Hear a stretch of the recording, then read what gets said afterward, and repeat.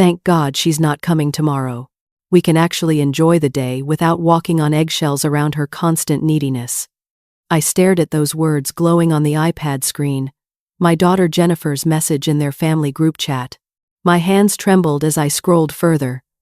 Good thing the money transfer went through this morning. At least we don't have to pretend everything's fine while we're broke, my son-in-law Derek had replied. Then, Ashley, my 15-year-old granddaughter, the one whose private school I'd been funding for 3 years, asked, "Do we still get Easter money even though she's not coming?" But it was my 13-year-old grandson Tyler's words that shattered what was left of my heart. Yeah, it's always so awkward when she talks about Grandpa and gets all sad. Like, we get it. He's dead. This was Easter morning, and just hours earlier, I'd received Jennifer's text, uninviting me from their celebration, because I, quote, always create drama. That same morning, my automatic bank transfer had processed $4,200 deposited into their account to fund the peaceful holiday I was banned from attending. My name is Margaret Foster, but everyone calls me Maggie. I'm 68 years old, and I'd just discovered that the family I'd been bankrolling for 8 months saw me as nothing more than an ATM with an unfortunate need for human connection. How did the woman who funded their dreams become the burden they celebrated excluding? Let me tell you who I really am, because my family seemed to have forgotten. I'm Margaret Ann Foster, 68 years old, living in a quiet ranch house in Sarasota, Florida. For 35 years, I was a school principal in Sarasota County, known for being fair but firm. I never let anyone disrespect me professionally. Somehow, I'd completely forgotten that strength when it came to my own daughter. My husband, Thomas, and I were married for 45 beautiful years before cancer stole him from me 8 months ago. We'd spent those years building a life together, planning a retirement filled with European river cruises and quiet mornings drinking coffee on our back porch. Tom was an engineer, methodical and kind, the type of man who fixed things before they broke and remembered every anniversary without prompting. When he retired 15 years ago, we moved to Sarasota to enjoy our golden years in sunshine and peace. We had dreams. The Rhine Valley cruise through Germany and Austria that we'd researched for years. A trip to Ireland to trace Tom's family genealogy. Renovations to our home that would make it perfect for hosting grandchildren during summer breaks. Instead, I spent our retirement savings on his medical treatments, watching him fade over 2 years, while our daughter's family struggled financially during his battle with the disease. When Tom was first diagnosed, Jennifer and Derek were already drowning in debt. They'd bought their dream house in Tampa 3 years earlier, and between the mortgage, 2 teenage children's expenses, and Derek's inconsistent income from his construction business, they were barely surviving. That's when I stepped in. Because that's what mothers do, right? I provided $180,000 for their down payment, which gave me 60% equity ownership according to our legal agreement. At the time, Jennifer cried with gratitude, saying I was saving their family's future. I felt proud, useful, needed. When Tom's medical bills started overwhelming us, and Jennifer called crying about potentially losing the house, I started what I thought would be temporary support. $4,000 every month, transferred automatically so they wouldn't have to ask and feel embarrassed. It was supposed to last just through Tom's treatment period, maybe 6 months at most. But treatment stretched from months into years, and the monthly transfers became routine, expected, never acknowledged anymore. The grateful phone calls stopped. The thank you texts disappeared. The money just flowed silently from my account to theirs, like some kind of natural law of the universe. When Tom passed away on a cold January morning, I assumed the financial help would end. They'd get back on their feet. I'd start living again, maybe even take that Rhine cruise alone in Tom's memory. Instead, the requests increased. Mom, the kids need stability during this transition. They need to stay in private school, Jennifer explained at Tom's funeral, her hand on my arm, her eyes pleading, so I continued covering Westfield Academy's tuition for both Ashley and Tyler, $1,500 each semester per child. I wanted my grandchildren to have opportunities, to get the education that would open doors Tom and I had worked so hard to walk through ourselves. On top of the monthly household support and school expenses, there were constant emergencies. Car repairs that couldn't wait until next paycheck, dental work that insurance somehow never covered, spring break trips that all the other kids were taking. And wouldn't it be cruel to exclude Ashley and Tyler? Every request came wrapped in urgency and guilt, as if saying, no would prove I didn't love them, didn't care about my own grandchildren's happiness and future. After Tom died, family dinners became my oxygen. The house felt like a mausoleum without his laughter, without his terrible jokes that made me roll my eyes and smile simultaneously. I lived for Ashley's basketball games and Tyler's piano recitals. When Jennifer invited me for Sunday dinners, I felt purpose again, like I belonged somewhere in a world that had become terrifyingly empty. What I didn't realize was that I was paying for the privilege of feeling included in my own family. The $4,200 flowed automatically every month, without fail. The school payments cleared without question. The emergency loans added up to thousands more throughout the prom year, each one chipping away at Tom's life insurance payout and our retirement savings. I never said no because I thought that's what love looked like. Generosity equals love, right? Being needed financially meant being loved emotionally, didn't it? But somewhere along the way, I stopped being Jennifer's mother and became her family's silent financial partner, present when they needed money, invisible when they wanted space. The warning signs started small, like hairline fractures in glass that spread slowly until everything shatters. It began with little exclusions that I told myself didn't mean anything. Tyler made varsity basketball at Westfield Academy, the school I'd been funding for 3 years. When I asked Jennifer about the playoff schedule, excited to watch my grandson play, she hesitated just a beat too long. Oh, those games are really just for parents, Mom. You know how school events are, pretty intimate. Just for parents. As if the grandmother paying his in Exxon's $1,500 tuition wasn't family enough to attend. I swallowed the hurt and transferred an extra $300 for his new team gear without being asked. Because maybe if I was generous enough, I'd earn my place back. Derek started making comments that cut deeper each time. During a family dinner in the house I'd helped buy, he'd shake his head whenever I mentioned Tom or expressed feeling lonely. Old people always need so much attention. He'd mutter just loud enough for me to hear, then louder. Maybe some space would be healthier for everyone. Space. That word became their favorite weapon. When I called to check on the kids, Mom, we need space to handle our own problems.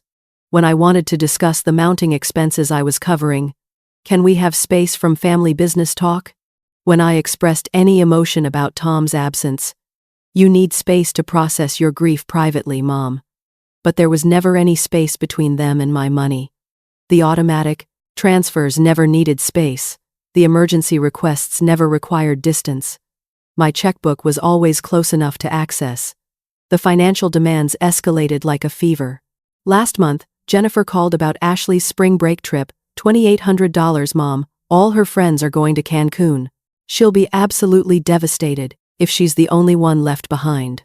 I transferred the money that same afternoon, watching another chunk of Tom's life insurance disappear into their account. Ashley never called to thank me. Jennifer sent a brief text. Got it? She's excited. But when they planned the pre-trip shopping day and celebratory dinner, I wasn't invited. It's really just a girls' day, Mom. You understand, right? I understood that I was good enough to fund their experiences, but not good enough to share them. Emergency dental work for Derek, when his tooth cracked, $800 with no insurance coverage. I paid it immediately. He celebrated by taking Jennifer to Uninvited's playing expensive steakhouse dinner. When I mentioned feeling left out, Jennifer sighed heavily. Mom, you can't expect to be included in everything. We need couple time too. Couple time funded by my widow's account. The grandchildren started treating me like furniture in their own home. Ashley, who used to call me weekly to chat about boys and school drama, barely looked up from her phone during family visits. Ashley, honey, tell Grandma about your history project, Jennifer would prompt. It's fine, Ashley would mumble, eyes never leaving her screen, fingers scrolling through a life I wasn't part of. Tyler became equally distant. Jennifer would mumble. Jennifer would prompt. Jennifer would prompt. I wasn't part of. The boy who used to beg me to play board games and listen to his piano practice now acted like I was invisible. When I complimented his improved playing, he'd shrug and walk away without a word. They're teenagers. Mom. Jennifer would explain with that patronizing tone that made me feel ancient and foolish. This is totally normal adolescent behavior. Don't take it personally. But their behavior toward their parents remained warm and engaged. It was only their grandmother, their financially supportive grandmother, who received the cold shoulder. Family dinners became endurance tests. I'd sit at the table. I'd help them afford, eating food purchased with money I'd provided, listening to conversations about plans I wasn't included in. The kids would discuss school events and friend drama, as if I wasn't sitting 3 feet away. Jennifer and Derek would talk about home improvements and vacation ideas, while I sat silent, trying desperately not to seem needy or create drama by asking questions or expressing interest. Drama. That word became Jennifer's nuclear option for shutting down any conversation she didn't want to have. If I asked about their budget or whether they should adjust their lifestyle, don't be so dramatic. If I expressed hurt about being excluded, here comes the drama again. If I wanted to discuss my grief or loneliness, must everything be dramatic with you? The word was deployed like a weapon, stopping any discussion that might require them to acknowledge my feelings or their complete dependence on my financial support. 2 weeks before Easter, the mask slipped completely. I'd asked if I could bring Tom's favorite coconut cake to Easter dinner, the same recipe I'd made for 45 years of family celebrations. Jennifer's response was swift and brutal. Must you always make everything about Dad? Mom, it's been 8 months. We're trying to create new traditions without constantly being reminded of death. Saturday morning before Easter, I sat in my kitchen, drinking coffee, when my phone buzzed with Jennifer's text. I expected details about dinner time or a request to pick up something from the store. Instead, I got 19 words that shattered my world. Mom, we've decided Easter is immediate family only. You always create tension, and we need one peaceful holiday. I read it 3 times, each reading hitting like a punch to the chest. Immediate family only. I was her mother. I'd given birth to her, stayed awake through fevered nights, walked her down the aisle, and held her hand through every crisis. How was I not immediate family? I called Jennifer immediately. The phone rang once, then voicemail.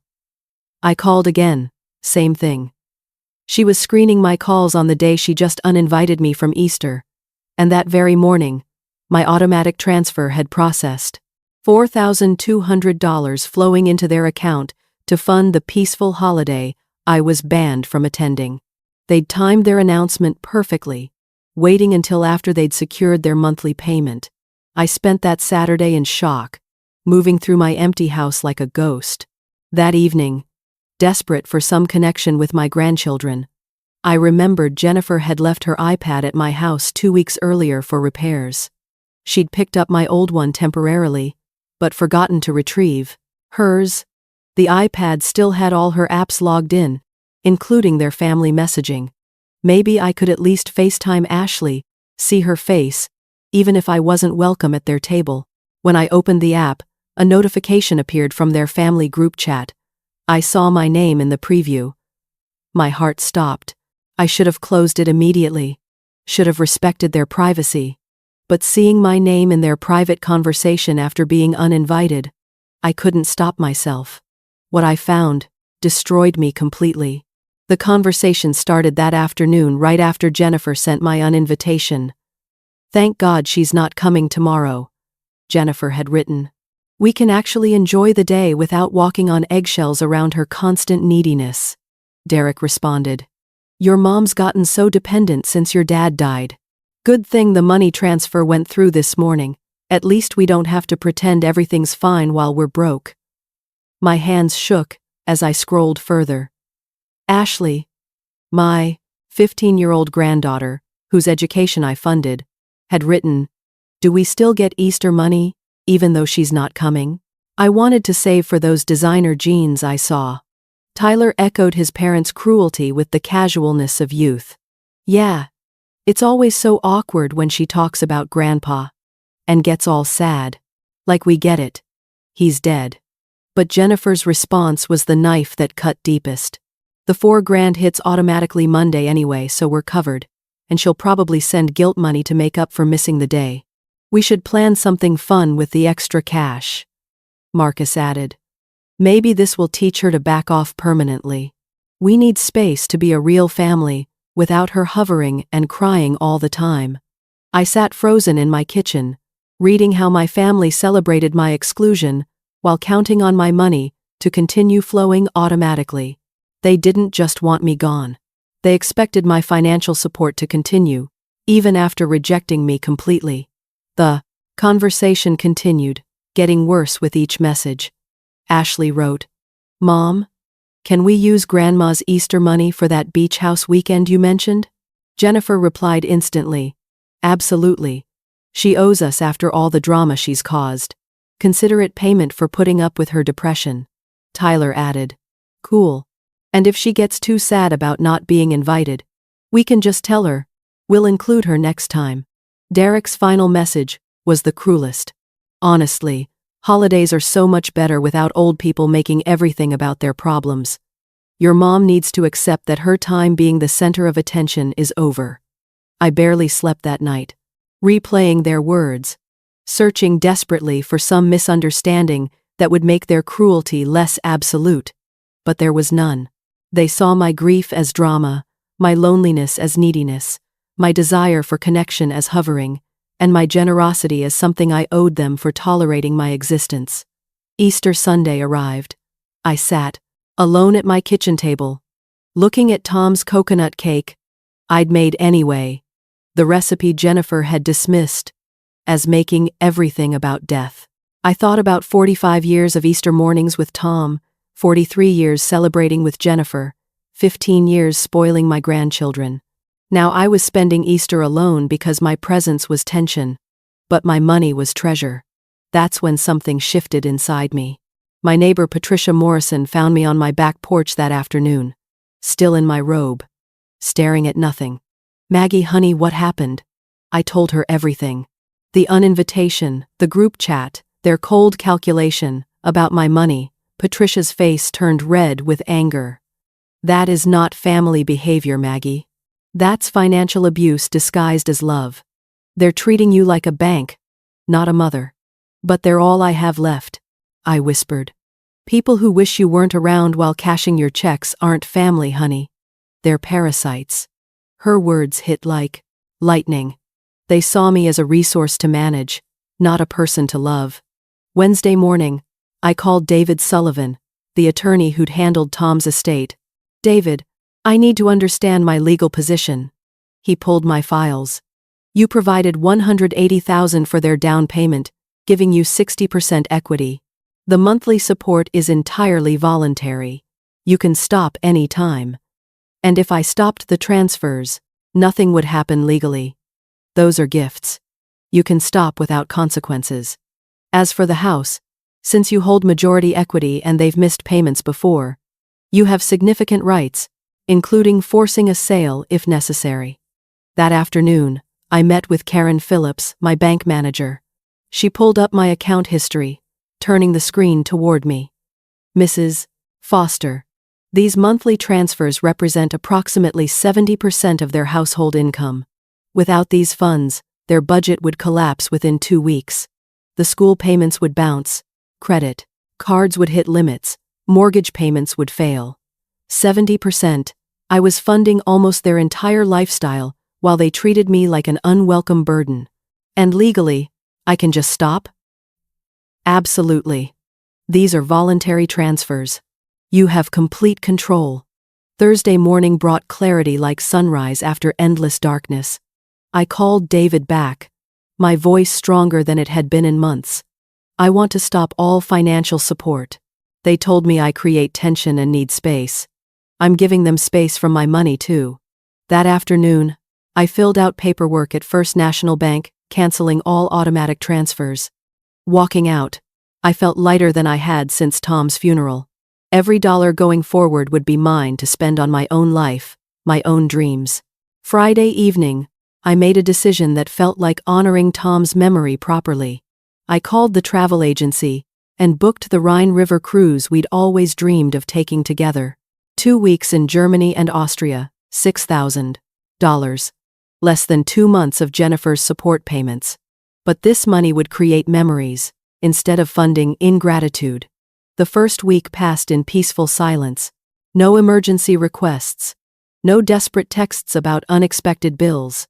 I woke each morning, knowing my money stayed in my own account. I bought fresh flowers for my kitchen table, something I'd stopped doing because it seemed frivolous when others needed my money for essentials. Week 2 brought the inevitable panic. Tuesday morning, Jennifer's name appeared on my caller ID. I let it go to voicemail. She called back immediately, then again.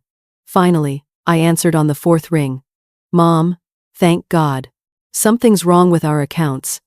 The school called about overdue tuition, and my credit card started declining yesterday. I kept my voice calm. There's no mistake, Jennifer. What do you mean? I mean, I've stopped paying for the school where my grandchildren call me needy and awkward. I've stopped funding people who celebrate my absence. Long pause. Mom, you don't understand. We were just venting. Your iPad, Jennifer. The family group chat that was still open. I read everything. The silence was deafening. Mom, you don't understand. We were just. You called my grief drama, my loneliness, neediness, my desire for connection hovering. You celebrated excluding me while counting on my money to pay for your celebration. But Mom, we need that support. You said you needed immediate family only for Easter. Well, immediate family can fund itself. She hung up. 20 minutes later, Derek called, his tone aggressive. What the hell is this about our accounts? Jennifer's crying. The school wants money. Our cards aren't working. It's about respect, Derek. Something you should research. You can't abandon your family because your feelings got hurt. I'm not abandoning anyone. I'm simply no longer funding people who wish I would disappear. You wanted space from my hovering. Congratulations, you also get space from my checkbook. Week 3 brought escalating panic. Their credit cards, backed by my credit score, were suddenly limited to what their actual income could support. Karen called to confirm she'd processed the 30-day notice removing my guarantees. As of next month, their credit standing will be based solely on their own income. Westfield Academy sent me a certified letter requesting contact about Ashley and Tyler's outstanding balance of $3,000. I called their business office directly. I'm sorry, but I'm no longer responsible for their education expenses.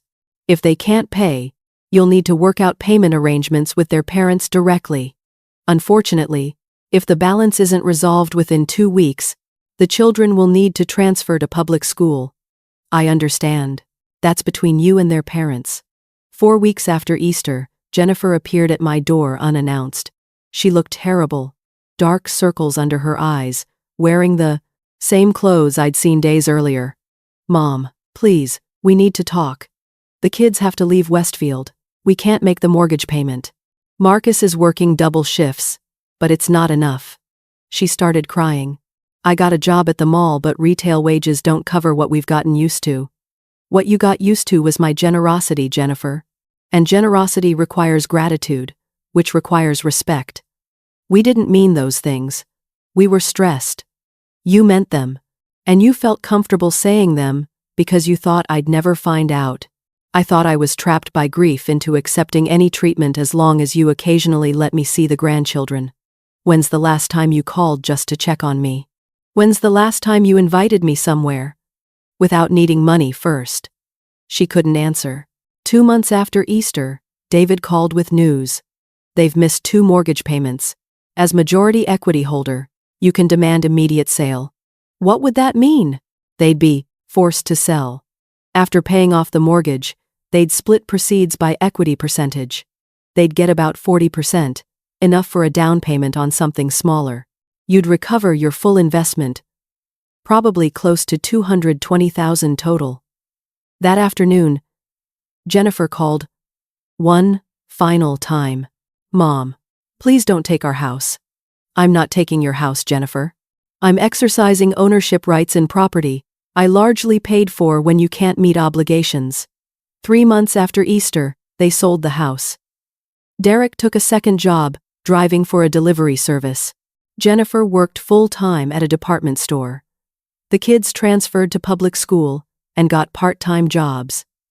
But something unexpected happened. When I stopped pouring energy into people who didn't appreciate it, space opened for people who did. My book club friends invited me to monthly dinners. The literacy program coordinator asked me to lead workshops. Patricia and I started taking day trips to art museums. I took that Rhine cruise in October. 2 weeks of incredible food, fascinating history, and new friendships with people delighted by my company rather than burdened by it. I scattered some of Tom's ashes at a beautiful castle overlooking the Rhine, and for the first time since his death, I felt peace instead of just grief. 6 months after Easter, I updated my will. Instead of leaving everything to Jennifer's family, I established scholarships for underprivileged children and funded literacy programs. My money would go to people who valued opportunity, not those who took it for granted. 8 months later, Jennifer sent a birthday card. Inside, she'd written briefly, "Mom, I got promoted to assistant manager. Working has been hard, but I'm proud of what I'm accomplishing on my own. Thank you for forcing me to become independent."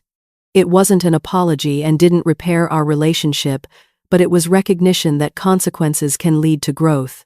As for me, I learned I'd spent so many years being needed that I'd forgotten what it felt like to be wanted.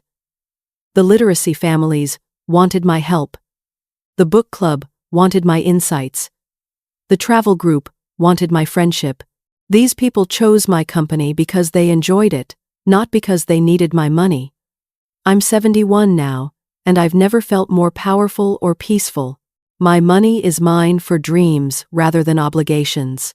My time invested in people who value it. My energy goes toward relationships that feed my soul instead of draining my spirit. They wanted Easter without me, so they could have peace. I gave them a lifetime without my financial support, so I could have mine. We both got exactly what we wanted. If this story resonated with you, share your thoughts in the comments about whether you've ever realized your generosity was being mistaken for obligation. And don't forget to subscribe for more stories like this one.